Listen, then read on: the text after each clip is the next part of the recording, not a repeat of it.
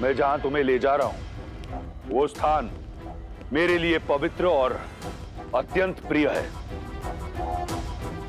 लंका का सभागार।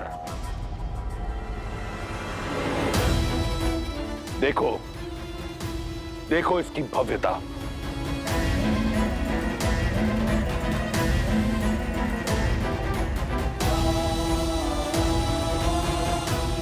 इस समृद्ध सभागार का एक एक स्वर्णिम पत्थर रावण के रक्त, समर्पण और अथक परिश्रम का साक्षी है।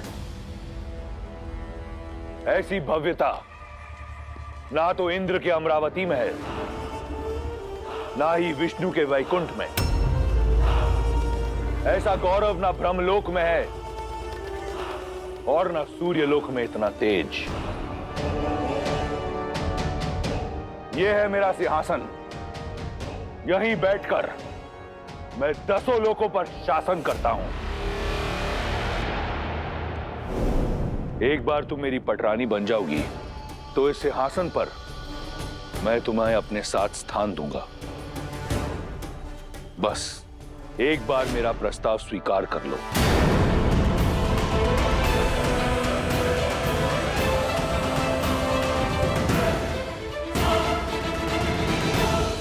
ये सम्मान, ये प्रतिष्ठा मैंने अपने बल पर अर्जित की है।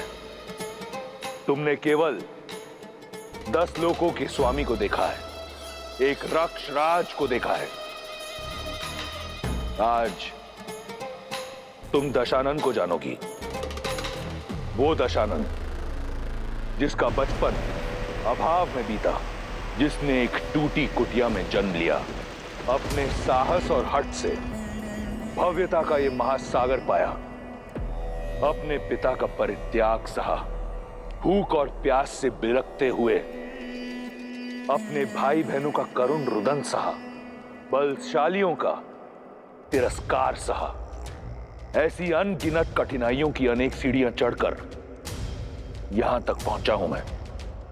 जो प्राप्त किया अपने बल से, प्रहार से, प्रयास से, नियति से छीन कर किया। अपने शौर्य, अपने कर्म, अपनी इच्छा शक्ति से किया।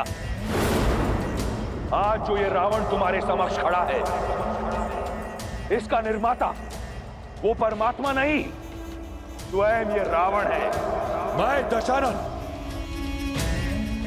स्वयं को लंका का राजा घोषित करता हूं। और ये रावण कुछ नहीं से सब कुछ पाना चाहता है। यही उसकी हद है।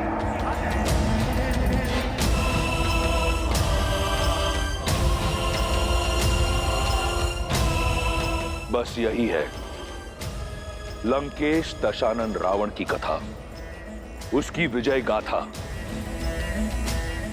तुम्हारे राम की कथा क्या है? उसने क्या पाया, क्या अर्जित किया? कौन है राम?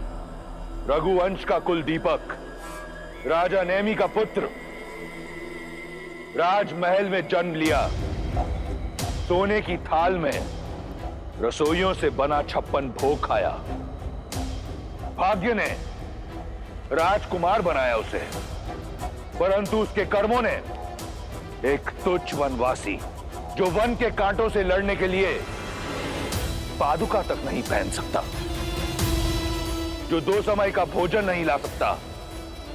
अरे पति वो जो अपनी पत्नी की सुरक्षा कर सके, पुरुष वो जो अपनी स्त्री को श्रृंगार दे सके। क्या दिया है उस राम ने तुम्हें सीता? ऐसा क्या है कि तुम उस तुच्छ वनवासी से प्रीत लगाकर बैठी हो? ऐसा क्या है कि तुम दशानन को पाने का अवसर खो रही हो? क्या है राम मेरी तुलना में? यदि तुम्हारी विजय गाथा समाप्त हो गई हो तो मैं अपना उत्तर सुनाऊं? इसी की तो प्रतीक्षा में हूं मैं। ब्रह्मांड विजय के नाम पर इस संसार की हर वस्तु को अपने अधीन बनाने की चेष्टा में तुम ये तो भूल ही गए कि एक स्वाभिमानी स्त्री का प्रेम उसका सम्मान, उसकी आत्मा कोई वस्तु नहीं है जिसे तुम अपने स्वर्ण की चमक धमक दिखाकर आकर्षित कर सको। जब अपनी इच्छा से अपने श्री राम के लिए उनके साथ चली इस 13 वर्ष की वन यात्रा में एक बात तो स्पष्ट हो गई है रावण, कि एक स्त्री को जीने के लिए सुविधा और संसाधन नहीं, एक साथी का निस्वार्थ और समर्पित प्रेम चाहिए। इस संसार में सबसे बहुमूल्य धन है अपने साथी के साथ बिताए हुए सुख के क्षण, और जो क्षण मैंने श्री राम के साथ बिताए हैं उससे अधिक मूल्यवान तो तुम्हारी इस संपूर्ण लंका के स्वर्ण भी नहीं है। सीता की समृद्धि, श्री राम का प्रेम, उनका साथ है।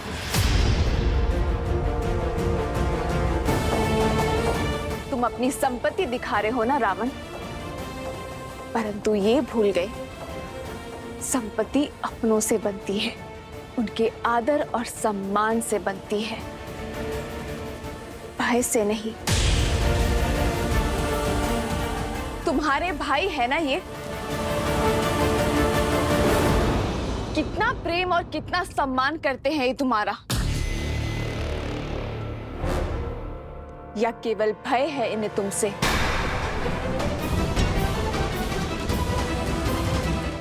यदि भय ना होता तो तुम्हें भी भरत और लक्ष्मण भैया जैसे भाई होते। एक भाई जो अपने भाई की चरण पादुका को अपने मस्तक पर ढोकर उनके नाम से अयोध्या का राज्य चला रहा है। एक भाई जिसने अपने पत्नी, परिवार, सुख सुविधा को छोड़कर अपने भाई की ढाल बनकर उनके साथ वन में खड़ा है। वो प्रजा जो 14 वर्षों से प्रतीक्षा कर रही है कि कब राम नाम का सूर्य आएगा और कब उनके घर में दीपक जलेंगे।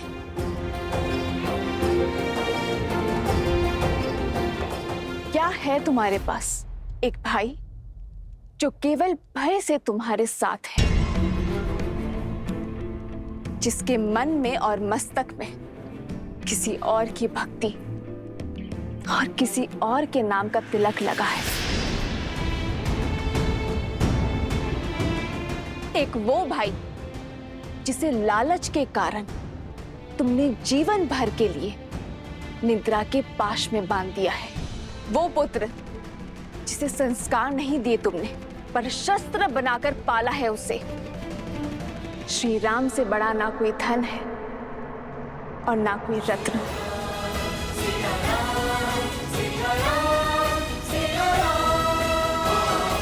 जिस सीता को श्री राम ने अपने हृदय के सिंहासन पर बिठाया हो, उसे तुम इस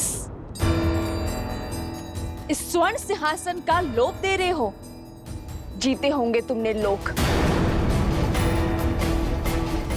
किंतु मेरे श्री राम ने अयोध्या से निकलकर इतने हृदय जीते हैं कि यदि तुम गिनने बैठोगे ना तो तुम्हारा ये जीवन कम पड़ जाएगा। तुम इन स्वर्णिम शिलाओं पर दम ले रहे हो। मेरे श्री राम ने शिलाओं में प्राण दिए हैं। प्रेम वो धागा है, वो बंधन है जो हर लोभ, हर लालसा से परे है। अपनी समृद्धि को बढ़ाने में ध्यान केंद्रित करो रावण, किसी और की स्त्री को अपना बनाने में नहीं, क्योंकि समृद्धि की परिभाषा प्रेम और आदर है, जो मेरे मन में श्री राम के लिए अपार है। अब भी समय शेष है रावण, क्षमा मांग लो मेरे श्री राम से। मुझे ससम्मान पुनः लौटा दो उन्हें और अपने इस सिंहासन पर अपनी पत्नी को ससम्मान स्थान दो। नहीं आएगा तुम्हारा राम, नहीं आएगा तुम्हारा राम। आएंगे, मेरे राम आएंगे।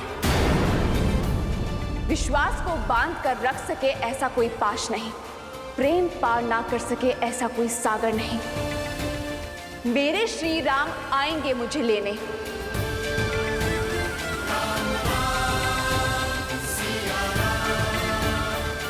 मेरा विचार है हमारा संवाद समाप्त हुआ।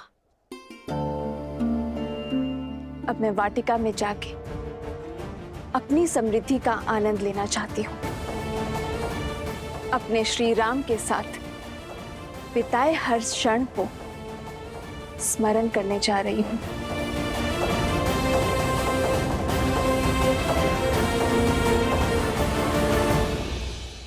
रुको सीता।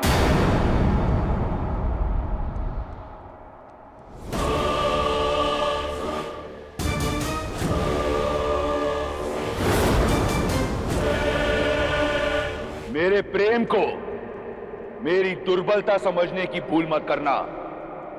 मैं तुम्हारे समक्ष प्रेम का निवेदन लेकर आया था, याचना न ये।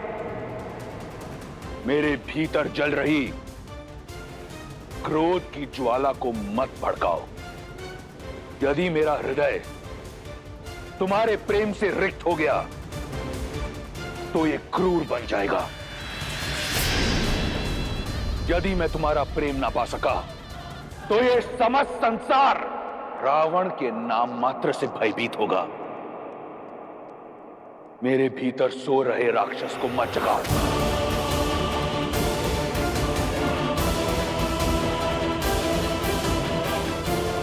जिस रावण के समक्ष तुम राम के गुण गा रही हो वो कोई साधारण राक्षस नहीं, राक्षराज रावण है। यदि मैं चाहूं तो इसी क्षण तुम्हारे राम का वध करके तुम्हारे मस्तक से यह सिंदूर मिटा सकता हूं, तुम्हारी गरिमा को कटोट सकता हूं, तुम्हारे सम्मान को रौंद सकता हूं। यह केवल मेरा प्रेम है जिसने मुझे रोका हुआ है। आने दो तुम्हारे राम को, मेरा सागर डुबा देगा उसे। स्मृतियां सजाना चाहती हो ना? जाओ, जाकर सजाओ, क्योंकि अब अपने राम को देख तो नहीं पाओगी तुम। विभीषण, इससे पहले कि मैं इसका अध्याय यहीं समाप्त कर दूं, ले जाओ इसे। लंका में तुम्हारे इस भाई का समय समाप्त होते हुए देख सकती हूं मैं। और जब छत गिरती है ना तो दीवारें भी नहीं बचती विभीषण जी। विभीषण!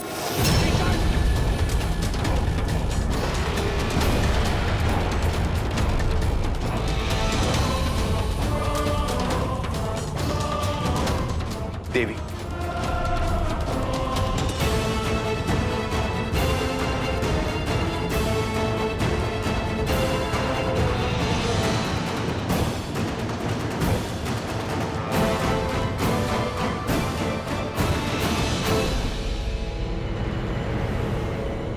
तिनके की भांति कुचल दिया मैंने आज उस विश्वासघाती सुग्रीव को। मेरे समक्ष ऐसे चीख रहा था जैसे गज के पांव के नीचे मूषक। इतना आनंद तो मुझे जीवन में कभी नहीं आया था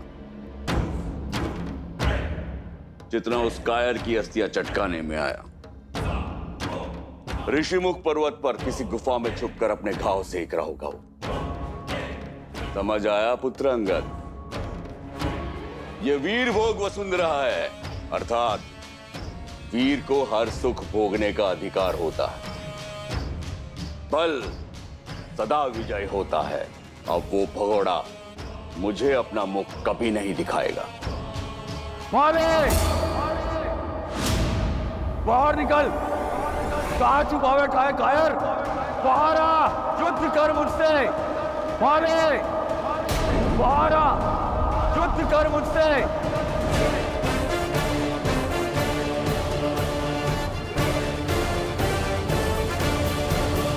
आपके कहने पर मैंने वानर राज सुग्रीव को पुष्पों की माला पहना तो दी है, परंतु क्या बाली एक बार पुनः बाहर आएगा? अवश्य आएगा लक्ष्मण। उसे सुग्रीव की ललकार नहीं, अहंकार की पुकार यहां लेकर आएगी। परंतु आप इतने विश्वास के साथ कैसे कह सकते हैं भैया? यदि बाली ने सुग्रीव के गले में वो माला देख ली और उसे संदेह हो गया तो? यदि उसे हमारी योजना का तनिक भी भान हो गया तो फिर? अभिमान की पट्टी बहुत गाढ़ी होती है लक्ष्मण। एक बार नेत्रों पर पड़ जाए फिर कुछ दिखाई नहीं देता। बल के मद में डूबे अभिमानी ये जान ही नहीं पाते कि उन्हें कौन से युद्ध लड़ने चाहिए और कौन से टालने। आज बाली का अहंकार ही उसे यहां तक खींच कर लाएगा। सुग्रीव से लड़ने अवश्य आएगा लक्ष्मण। बाली, कायर, बाहर आ, युद्ध कर मुझसे। ये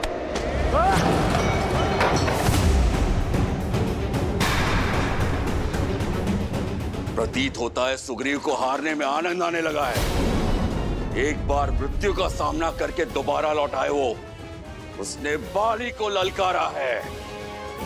इस बार ये ललकार समाप्त करके ही लौटूंगा। नहीं स्वामी, रुक जाइए, तनिक सोचिए।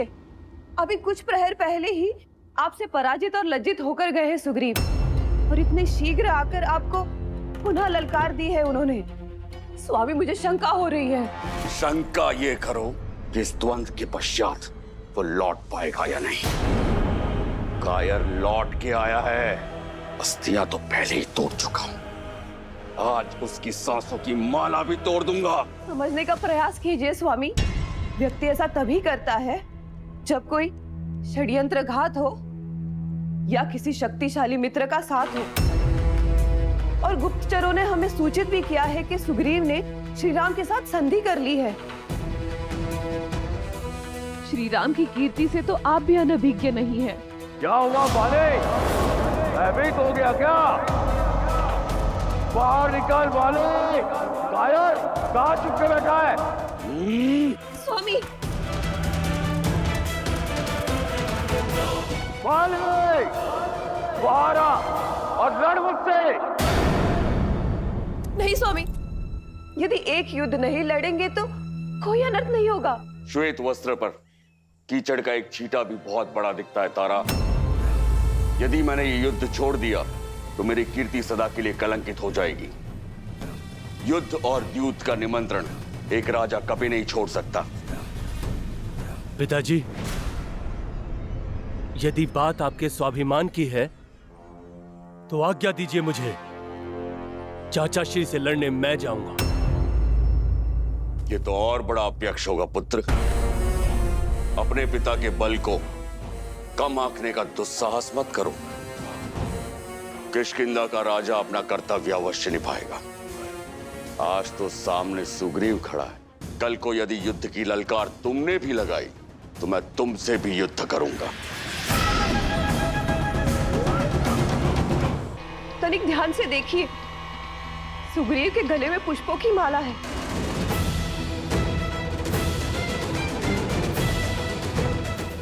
अब तो समझ जाइए स्वामी, सुग्रीव अवश्य ही कुछ अनिष्ट करने वाला है।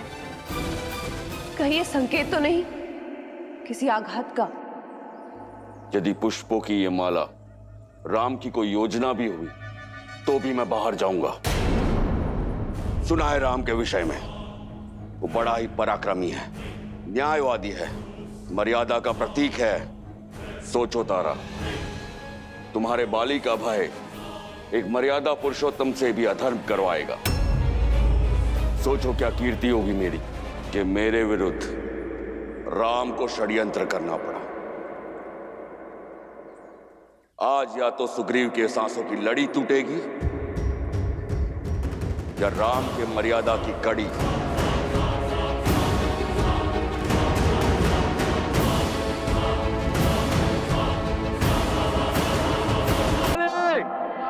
कायर, बाहर आ, युद्ध कर मुझसे।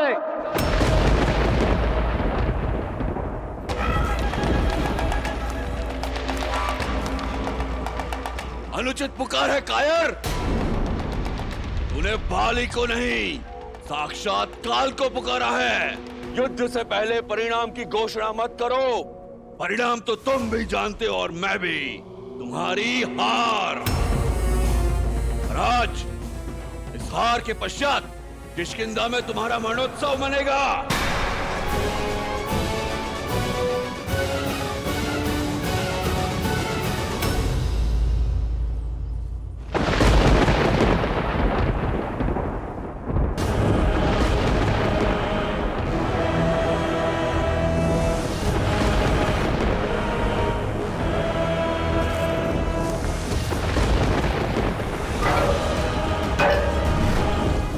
अब कैसा विलंब भैया?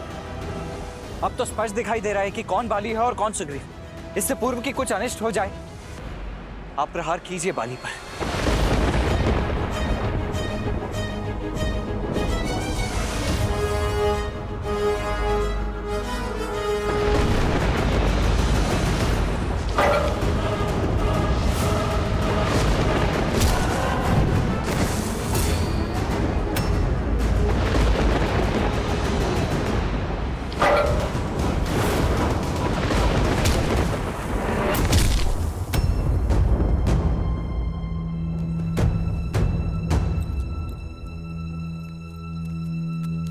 अंगद, तुम्हारे पिताश्री।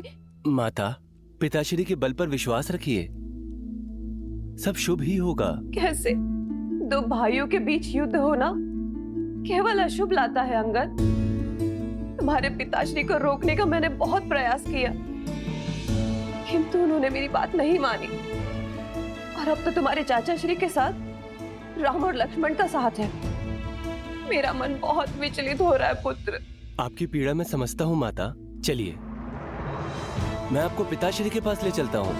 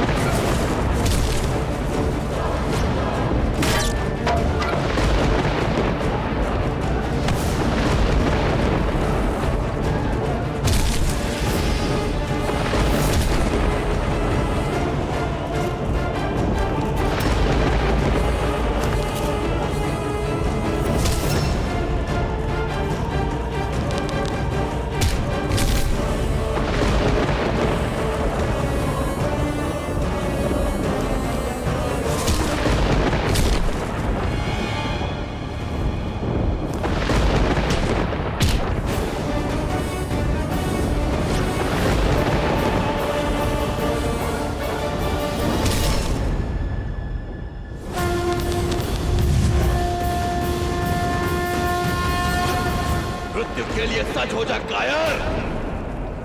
तुम्हारी मृत्यु पर बस एक दुख रहेगा, तुम जैसा कायर कभी मेरा भाई था।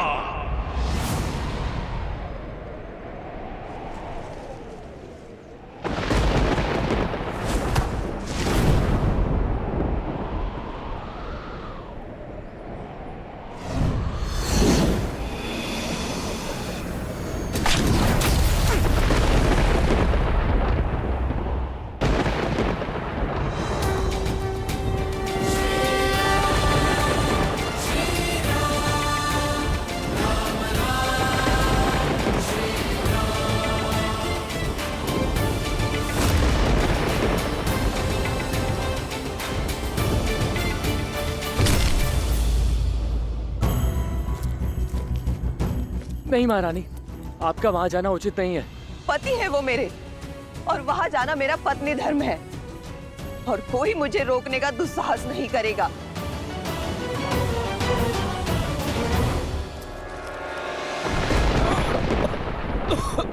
श्री रामचंद्र कृपालु भजु मन हरण भव भय दारुणम् भव कंज लोचन कंज मुख कर कंज पद कंजारुणम्। श्री राम राम श्री राम। मुझे जीवन दान देने के लिए धन्यवाद श्री राम।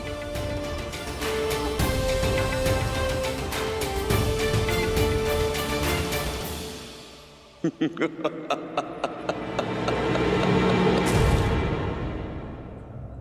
तुम हो मर्यादा पुरुषोत्तम श्री राम, धर्मात्मा राजा दशरथ नंदन राम, रघुवंशी राम, जिसकी नीति, शौर्य, धर्म और करुणा की कीर्ति तीनों लोकों में फैली है। पर संसार को आज मैंने आपके और एक गुण का वर्णन दिया है कि राम करुणा के सागर नहीं, छल का कुआं है। बताइए राम, कहां गया था आपका धर्म जब आपने चोरों की भांति छुपकर मुझ पर वार किया? कहां गई थी आपकी मर्यादा, आपका शौर्य, जब आपने मेरे साथ ये छल किया? जिस धर्म, जिस नीति, जिस मर्यादा की तुम बात कर रहे हो बाली,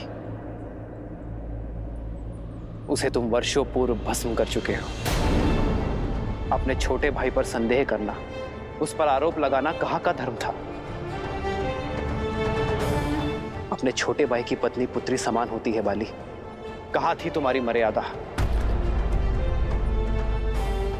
जब अपनी पुत्री समान रूमा को बलपूर्वक विवश कर तुमने उस पर अधिकार जमाया था? वह तो मैं तुम्हारा युद्ध प्रारंभ होते ही कर सकता था बाली, पर जब तक तुम अपने बल का प्रयोग कर रहे थे मैं शांत था। फिर तुमने द्वंद्व युद्ध की मर्यादा तोड़ी। अपनी मायावी शक्ति का प्रयोग कर जब तुमने सुग्रीव का बल खींचने का प्रयास किया तो मुझे आना पड़ा।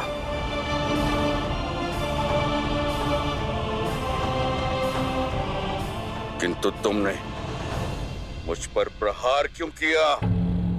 तुम्हारी तो मुझसे कोई शत्रुता नहीं थी। ये द्वंद्व दो भाइयों के बीच का था। नहीं बाली, यह द्वंद्व मेरे मित्र और उसके शत्रु के बीच था। मित्र का शत्रु शत्रु होता है, और मैंने तुम्हारा वध कर अपनी मित्रता का धर्म निभाया है। अपने कुकर्मों को कितनी सरलता से धर्म का आवरण उठा दिया तुमने। मुझे शब्द जाल में मत फंसाइए। फंस तो तुम अपने कुकर्मों के जाल में गए हो बाली। यह बाण मैंने नहीं मारा है, ये तो तुम्हारे कर्म है जो लौट कर आए हैं तुम्हारा हृदय भेदने। यदि कोई मर्यादा लांघ कर कुकर्म और अधर्म के सहारे जीवन बिताएगा और ये आशा करेगा कि उसके साथ सब अच्छा ही होगा, तो ये उसका भ्रम है, और ऐसे भ्रम ये रघुवंशी राम हर बार तोड़ेगा। युग चाहे जो भी हो, परिस्थिति चाहे जैसी भी हो, जब जब कोई अबला स्त्री की मर्यादा भंग करेगा तो वो मृत्यु दंड का भागी अवश्य होगा।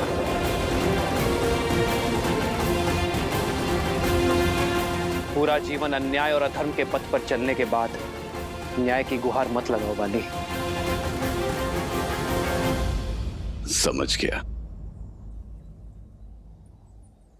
सब समझ गया मैं, किंतु एक प्रश्न अभी भी है।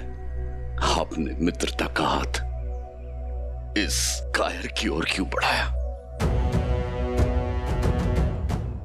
यदि आप देवी सीता को रावण के पाश से छुड़ाना चाहते थे तो मेरे पास आते, मैं क्षण भर में आपकी दुविधा का अंत कर देता, रावण को लाकर आपके चरणों में पटक देता। तुमसे सहायता मांगना अधर्म होता बाली, और मैं एक पापी का अंत करने के लिए दूसरे पापी की सहायता कैसे ले सकता हूं? तुमने भी वही पाप किया है बाली जो रावण ने किया है। आज से तुम मेरी पत्नी हो। मैंने सुग्रीव से मित्रता की, क्योंकि वो धर्म, न्याय, नीति और सत्य के पक्ष में है। और इस संसार में जो भी धर्म, न्याय और सत्य के साथ होगा वो कभी अकेला नहीं होगा। ये रघुवंशी राम उसका बल बनकर उसके साथ होगा।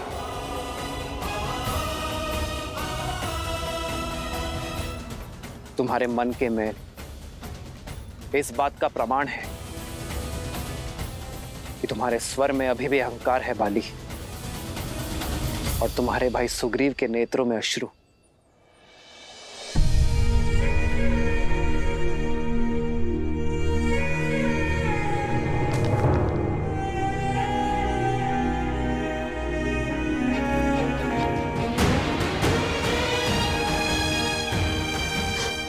भैया,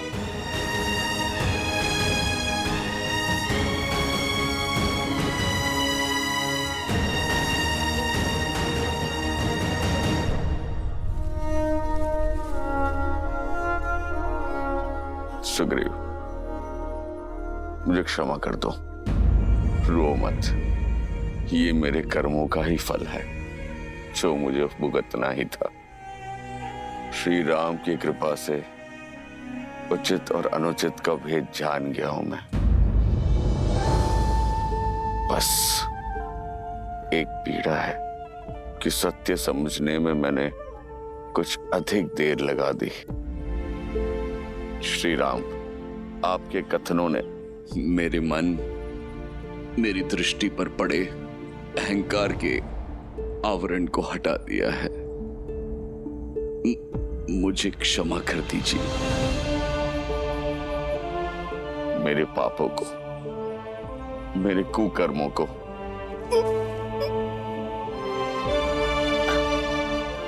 क्षमा कर दीजिए।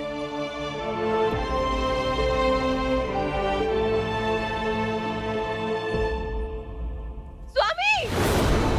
स्वामी! पिताश्री! पिताश्री! स्वामी! स्वामी, ये क्या हो गया स्वामी? पिताश्री!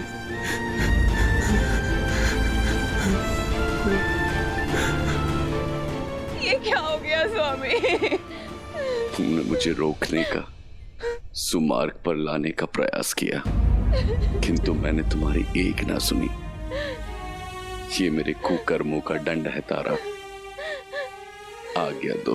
नहीं स्वामी, नहीं, आप मुझे छोड़कर नहीं जा सकते स्वामी।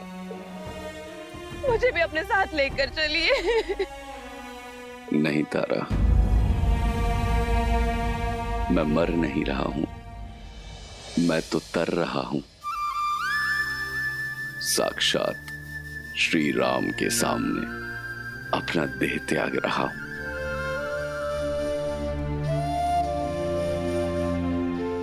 आज मेरा जीवन धन्य हो गया तारा।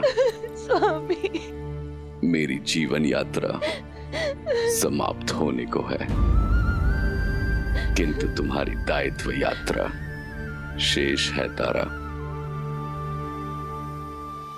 अंगद, मेरे पुत्र, ये समय आंखें बंद करके आंसू बहाने का नहीं, आंखें खोलकर सत्य समझने का समय है। मेरी भांति मत बनना, अपने मन में मैल को स्थान मत देना, प्रतिशोध या पीड़ा को स्वामी आने मत देना। अपने चाचा का साथ देना, उन्हें पिता और राजा का सम्मान देना। सुग्रीव, तुम भी अपना धर्म निभाना, मित्र धर्म निभाकर देवी सीता को लाने में मदद करना, और राजधर्म निभाकर मेरी तारा और मेरे पुत्र अंगद का ध्यान रखना। श्री राम, आज्ञा देने से पूर्ण मेरी एक अंतिम इच्छा पूर्ण कर दीजिए।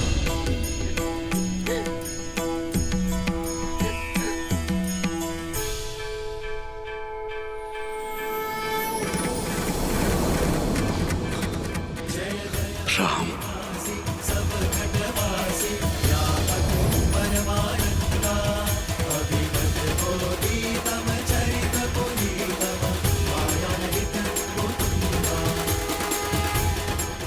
मुझे मोक्ष प्रदान कीजिए श्री राम। आप सत्य हैं, आपका नाम सत्य है। राम नाम सत्य है। आदर्श और मर्यादा की है ये कथा महापावनम।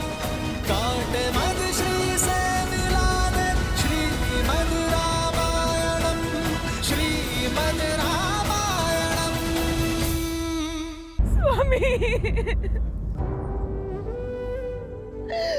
कैसे जीऊंगी मैं आपके बिना? कैसे काटूंगी ये जीवन? आपके बिना तारा का ना कोई मोल है, ना उसके अस्तित्व का। महारानी तारा, आपने जो खोया है उस असहनीय पीड़ा का आभास भी नहीं कर सकते हम, किंतु ये समय भावनाओं में बहने का नहीं है, भावनाओं को संभालने का है माता। वानर राज बाली के अंतिम संस्कार का है, माता और महारानी के दायित्व को निभाने का है, क्योंकि कुमार अंगद के रूप में किष्किंधा का भविष्य टिका है आपके कंधों पर। और मेरा आज वो तो लौट कर नहीं आएगा। एक स्त्री का जीवन, सुख, भविष्य, सपने सब उसके पति से जुड़े होते हैं। अब वो ही नहीं रहे तो मैं जीकर क्या करूंगी?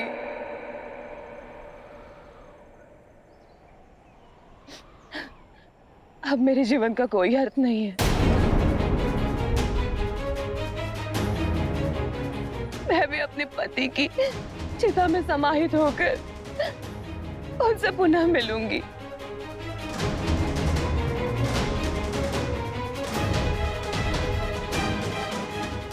कितने अकेले होंगे वो। श्री राम, आप तो करुणा निधि है। आपने मेरे पति की अंतिम इच्छा पूर्ण की, क्या आप मुझ पर भी कृपा कर सकते हैं? देवी आप। श्री राम, आपके तुनिर के बाण अक्षत है। एक से आपने मेरे पति के प्राण लिए, एक और बाण का उपयोग कीजिए। क्या आप एक और बाण से मेरे जीवन का अंत कर सकते हैं? मुझे अपने पति के पास भेज सकते हैं?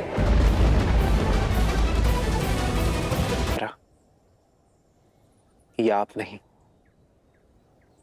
आपके हृदय के पीड़ा के घाव बोल रहे हैं। इस पीड़ा के अतिरिक्त अब मैं हुई क्या श्री राम? जब तक जीऊंगी इसी पीड़ा के साथ जीऊंगी। श्री राम, आप तो पीड़ा का अंत करते हैं ना, मेरी भी पीड़ा का अंत कीजिए। यदि आपको स्त्री हत्या के पाप का भय है तो निश्चिंत रहिए, मैं आपको हर पाप से मुक्त करती हूँ। बस मुझे सती हो जाने का अवसर दीजिए। सती का अर्थ क्या है ये पूर्णतः जानती हैं आप? सती वो है जो सत्य का पालन करे, और सत्य ये है देवी तारा कि आप केवल महाराज बाली की पत्नी और अंगद की माता ही नहीं, इस समस्त वानर कुल का भविष्य है। आज आप केवल अपने जाते हुए पति का मुख देख रही हैं। अपने प्रजा को देखिए देवी, जिनके नेत्र केवल आपको ताक रहे हैं, क्योंकि आप समस्त किष्किंधा की आशा है, उनकी प्रेरणा है। देवी तारा, यदि आपने केवल पंच तत्वों से बने केवल महाराज बाली के शरीर से प्रेम किया है तो वो कहीं गया ही नहीं, किंतु यदि आपने महाराज बाली की आत्मा से प्रेम किया है जो अजन्मा है, अमर है, अविनाशी है, तो वो अनंत काल तक रहेगी। यदि आपका प्रेम आत्मा से जुड़ा है तो आप महाराज बाली के धर्म का पालन करेंगी, वो धर्म जिसका पालन आपके पति कभी ना कर सके। एक प्रजा के लिए उसकी राजा पिता और राजमाता एक समान होते हैं। ऐसे में आप केवल अपने पति और पुत्र के बारे में कैसे सोच सकती हैं? राष्ट्र से श्रवा नारी अस्ति, नारी राष्ट्र से अक्षी अस्ति, अर्थात नारी राष्ट्र का कल है, दृष्टि है, एक साहसी स्त्री संपूर्ण सभ्यता की वो नींव है जिस पर समस्त मानव सभ्यता टिकी हुई है। क्या आप अपने अश्रुओं के बाढ़ में पूरी किष्किंधा सभ्यता को ध्वस्त कर देंगी? क्या महाराज बाली प्रसन्न होंगे? नहीं देवी तारा, आपको स्वयं को संभाल कर महाराज बाली के सम्मान की रक्षा करनी होगी। उनके शौर्य, उनकी निर्भीकता को आधार बना किष्किंधा के अगले राजा महाराज सुग्रीव और राजकुमार अंगद का मार्गदर्शन करना होगा। ऐसी किष्किंधा का निर्माण करना होगा जो महाराज बाली को सुख और उनके पूर्वजों को गर्व से भर दे।